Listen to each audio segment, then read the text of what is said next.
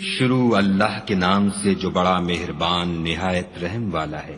الف لام میم، یہ حکمت کی بھری ہوئی کتاب کی آیتیں ہیں، نیکوکاروں کے لیے ہدایت اور رحمت، جو نماز کی پابندی کرتے اور زکوٰۃ دیتے اور آخرت کا یقین رکھتے ہیں، یہی اپنے پروردگار کی طرف سے ہدایت پر ہیں اور یہی نجات پانے والے ہیں۔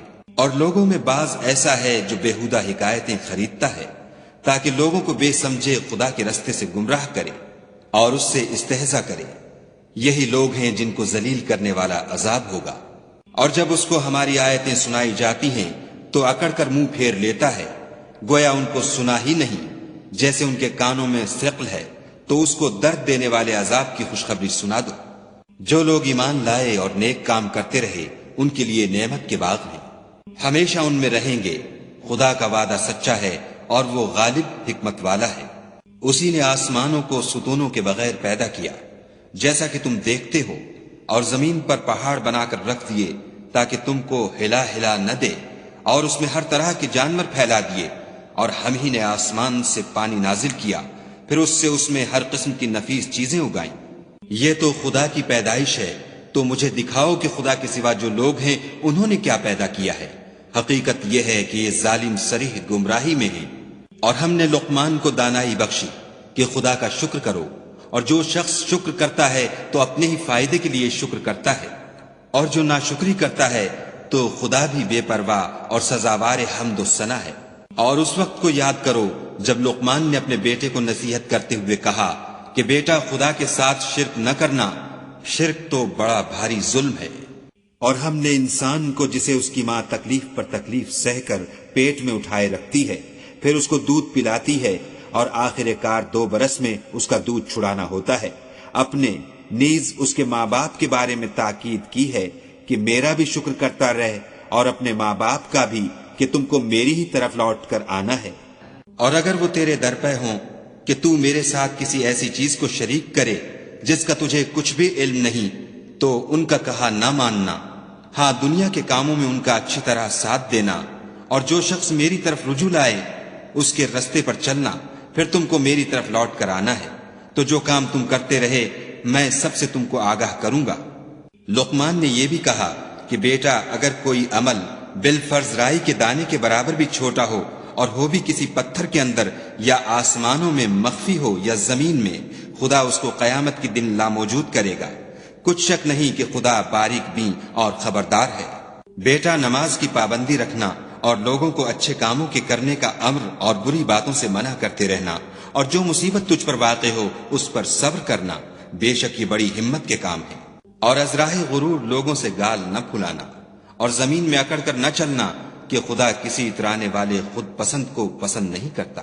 اور اپنی چال میں اعتدال کیے رہنا، اور بولتے وقت آواز نیچی رکھنا، کیونکہ اونچی آواز گدھوں کی سی ہے، اور کچھ شک نہیں کہ سب سے بری آواز گدھوں کی ہے۔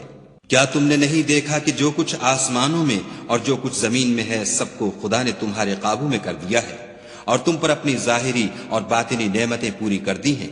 اور بعض لوگ ایسے ہیں کہ خدا کے بارے میں جھگڑتے ہیں، نہ علم رکھتے ہیں اور نہ ہدایت اور نہ کتاب روشن۔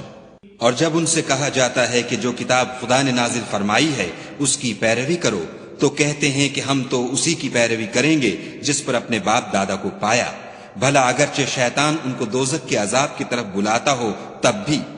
اور جو شخص اپنے تئیں خدا کا فرما بردار کر دے اور نیکوکار بھی ہو تو اس نے مضبوط دستاویز ہاتھ میں لے لی، اور سب کاموں کا انجام خدا ہی کی طرف ہے۔ اور جو کفر کرے تو اس کا کفر تمہیں غمناک نہ کر دے، ان کو ہماری طرف لوٹ کر آنا ہے، پھر جو کام وہ کیا کرتے تھے ہم ان کو جتا دیں گے۔ بے شک خدا دلوں کی باتوں سے واقف ہے۔ ہم ان کو تھوڑا سا فائدہ پہنچائیں گے، پھر عذاب شدید کی طرف مجبور کر کے لے جائیں گے۔ اور اگر تم ان سے پوچھو کہ آسمانوں اور زمین کو کس نے پیدا کیا، تو بول اٹھیں گے کہ خدا نے۔ کہہ دو کہ خدا کا شکر ہے، لیکن ان میں اکثر سمجھ نہیں رکھتے۔ جو کچھ آسمانوں اور زمین میں ہے سب خدا ہی کا ہے، بے شک خدا بے پرواہ اور سزاوار حمد و ثنا ہے۔ اور اگر یوں ہو کہ زمین میں جتنے درخت ہیں سب کے سب قلم ہوں، اور سمندر کا تمام پانی سیاہی ہو، اور اس کے بعد 7 سمندر اور سیاہی ہو جائیں، تو خدا کی باتیں یعنی اس کی صفتیں ختم نہ ہوں۔ بے شک خدا غالب حکمت والا ہے۔ خدا کو تمہارا پیدا کرنا اور جلا اٹھانا ایک شخص کے پیدا کرنے اور جلا اٹھانے کی طرح ہے، بے شک خدا سننے والا دیکھنے والا ہے۔ کیا تم نے نہیں دیکھا کہ خدا ہی رات کو دن میں داخل کرتا ہے اور وہی دن کو رات میں داخل کرتا ہے، اور اسی نے سورج اور چاند کو تمہارے زیر فرمان کر رکھا ہے، ہر ایک ایک وقت مقرر تک چل رہا ہے، اور یہ کہ خدا تمہارے سب اعمال سے خبردار ہے۔ یہ اس لیے کہ خدا کی ذات برحق ہے، اور جن کو یہ لوگ خدا کے سوا پکارتے ہیں وہ لغو ہیں، اور یہ کہ خدا ہی عالی رتبہ اور گرامی قدر ہے۔ کیا تم نے نہیں دیکھا کہ خدا ہی کی مہربانی سے کشتیاں دریا میں چلتی ہیں تاکہ وہ تم کو اپنی کچھ نشانیاں دکھائے؟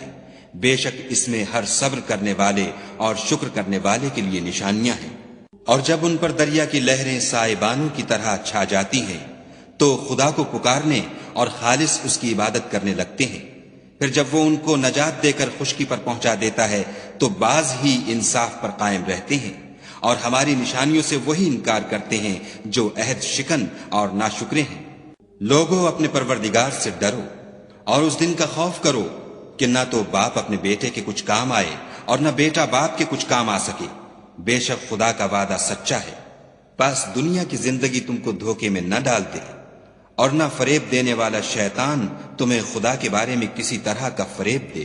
خدا ہی کو قیامت کا علم ہے، اور وہی مہ برساتا ہے، اور وہی حاملہ کے پیٹ کی چیزوں کو جانتا ہے کہ نر ہے یا مادہ، اور کوئی شخص نہیں جانتا کہ وہ کل کیا کام کرے گا، اور کوئی متنفس نہیں جانتا کہ کس سرزمین میں اسے موت آئے گی۔ بے شک خدا ہی جاننے والا اور خبردار ہے۔